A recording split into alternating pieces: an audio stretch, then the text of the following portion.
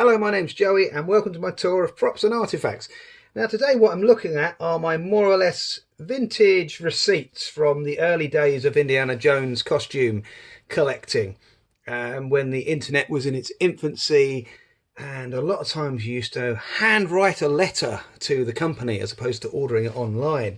So I thought some people might find that interesting. So first of all, we start off with the certificate of authenticity, which I got from my AdVintage fedora. Now I bought my AdVintage fedora hat in 2012, I think. No, 2010, and this is built like a tank. I've worn this in absolute downpours and it's still going very, very strong. This is one of their earlier models that has a slightly bigger brim for an Indiana Jones hat, but it's perfect for an all-round 1920s, 1930s hat, even older than that, and it's still going very strong. And in fact, it comes with a guarantee. It says, as an owner of an vintage fedora, we grant you a lifetime guarantee on all the seams. So that's pretty cool, isn't it?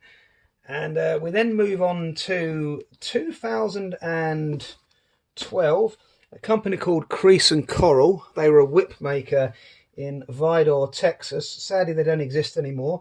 And they made my Streets of Cairo whip for $300, $45 shipping, $345 altogether. I can't remember what the tax was when it hit the country. But here it is. Here is the Crease and Coral whip in all of its glory. This was the Cairo version. And of course, it has patinaed over the years of use. So this darker mark here, which designated it as the Cairo whip, used to stand out like a sore thumb when I first got it. But of course, the years of patina and has kind of blended it all back in. And what's great about this whip is that running through the middle there, if you can see it, running through the core, is a stainless steel cord. I don't know if you can see it there, but it's just, might be just catching the light. Annoyingly, in the video I recorded earlier, you could see it perfectly, but there you go, it's not doing it now. But yes, running through here is a stainless steel cord. So not that I ever would swing on this, but if you were ever to swing on a whip, it would be this one. A bit of a ASMR leather work going on there. Over here we have the Steel & Jones leaflet that came with my Steel & Jones hat. Steel & Jones hat I bought in 2014. This has been on many adventures in many hot countries around the world. Look how sun faded it is. See, this is what an Indiana Jones hat, this is what Indy's hat technically really should look like. If he had it all those years, if he never replaced it, it would be extremely sun faded, but like this. It would also be majorly more out of shape than this is, because obviously I abuse this hat, but I still treat it like a baby. I don't grab it by the pinch. I don't want to have that horrible tapering. Obviously the tapering will happen naturally over time, so this is tapered naturally over time, but generally, as much as I abuse this from the weather, I still treat it like a baby. So yes, that is the Steel & Jones hat from 2014. Still going very strong there. Aha, whip care on the back of the Crease and Coral whip. So here we go. NBA costumes, the original makers of a lot of Harrison Ford's outfits. And this was, there we go, Private Indy wear, a leather bag strap with buckle. Now, ordered on the 3rd of October 2002. Now, the great thing about that strap now is it's an Indy 5 strap. So this is going to be my Indy 5 bag, and the NBA costume strap here is the original NBA costume strap. See the slight border on the edge of the leather there? Now people will correct me and tell me exactly what the border's called, but you can see there's a slight border on the leather. Well, Indy's Raiders bag strap never had that, but he does have it in Indy 5. He has that little leather border. So this is going to be my Indy bag strap for Indy 5. I'm going to change the buckle to brass, and it's quite also change the colour a little bit as well, make it lighter. And it's quite cool to think that the bag strap that was made for Raiders of the Lost Ark bag, which is made by one of the original makers or suppliers, MBA Costumes, will now become the Indy 5 strap. There you go. You can see the border either side of the strap there. There we go. Now, as I say, Raiders bags never had that, but Indy's 5 bag now does. Indy's bag in Indy 5 now does. So here we go. That is going to be the Indy 5 strap bag. Blah blah blah. So there we are. MBA Costumes, 2002. Here we go. Here's the little bit of information that used to come with the MBA bag. You can see the little border either side of the strap there. The buckle was always massive, so I changed the buckle over. But yes, this is the little information that used to come with the strap, telling you how to attach it to your gas mask bag. This was from a later strap I got off eBay. I don't know why I kept this, but it was still quite cool to see the setup anyway. But this is great. MBA Costumes. My Advintage Fedora receipt. There we are. Cool, cool, cool, cool, cool. MBA Costumes again. We have what do we have? What do we have? That's the Indy shirt. Yes, fantastic.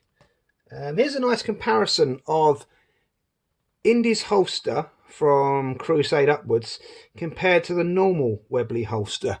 See how the normal Webley holster curved very much inwards, whereas the one from the films had a slight taper.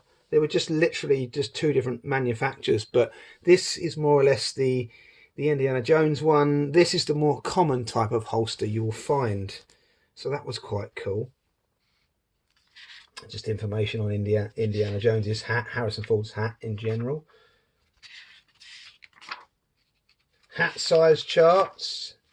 Hat jack for stretching your hat. Aha, so here is the Harrison Ford autobiography by a woman called Minty Clinch. Now, in the early 90s, this was invaluable to me because it's this very book that I found out that Harrison Ford's hat was made by Herbert Johnson, and I was overjoyed because I'd been messaging costume companies and scouring many charity shops hoping to find the Indiana Jones hat, but one could never really be that successful. So in finding out that the hat was from Herbert Johnson, I then contacted Herbert Johnson, and of course I was very, very chuffed they still made the hats. So this is the original booklet that came with the hat when I bought it. There's the original receipt, 1996. I then bought a second hat in the year 2000. This isn't the page with Indy's hat on it. Where is it? Where's Indy's hat gone? Where is it? Ah, there we are. There is the Indiana Jones hat right there. See, custom made Indiana Jones fur felt hat. There we go. That's the Indy fedora. So this dates from 1992, this leaflet. So this booklet dates from 1992. So we're not far past The Last Crusade, which is quite cool. So that's that. I think when I got my hat the second time round, this was the book that came with it. This was definitely the second time round. Where's Indy's hat now? Where is it hiding? Where is it? Is it even in here? It must be, surely. Speciality hats. That's very strange. I can't even see it. It's like a spotting game. Where's Indy's hat? No, looks like they're just going along the lines that Indy's hat is bought from Herbert Johnson, so it's not in that one. Now somewhere there is a picture of my here we go. So there is my original Indy hat from Herbert Johnson, the 1990s one. I custom put this band on it myself. There is me testing out the hat band colour. That's me shooting an air rifle wearing the hat. Had a Temple of Doom band on it then. Ha! And that is me in 1996, having just come back from Herbert Johnson with the hat. Very, very chuffed. I don't think you're going to focus. Are you going to focus? There we are. 1996. That's me proudly wearing the Herbert Johnson hat. Oh my God, I abused that hat. I used to grab it by the pinch without realising that, you know, that was bad for hats. And there we go. There it is with the Temple of Doom band on it that I put. Just random pictures of Indy's jacket, not mine. Oh, same picture, different angle. But yeah, that's my very first Herbert Johnson hat with the Temple of Doom band on it. I went for a Temple of Doom phase. So I think when I bought my third hat, it was still made by Mr. R. Swales. And what's brilliant here is we have his autograph. Dear sir, the hats have arrived and I have reserved one for you. Yours sincerely, R. Swales. So that's cool. That's the original hat maker of the Indiana Jones hat for Harrison Ford. Oh, it was my second hat in the year 2000. There we go. Third hat, I think I got off of from Todd's Costumes. Here we go. Back in the old days, I was trying to work out how big the bow was on Indy's hat. So I paused the video and I drew over his hat with a piece of acetate. And I don't know if I wasn't far past it, who knows? But there you go. This was the kind of things we used to have to do. Ah, look at that. Wested leather. My receipt for my Indiana Jones Wested leather coat in 2001. There we are. And just some random bits of Indiana Jones history here. This is a book I've got called it's anything I find interest. It's my Papers of Interest book. There we are. So it's a right mixture, you know. So yeah, that's the early days of Indiana Jones collecting. One last thing on bags. So this is a bit of a strange one. This has been put together by me. This is supposed to be the bag after it gets burnt by the Sankara stones.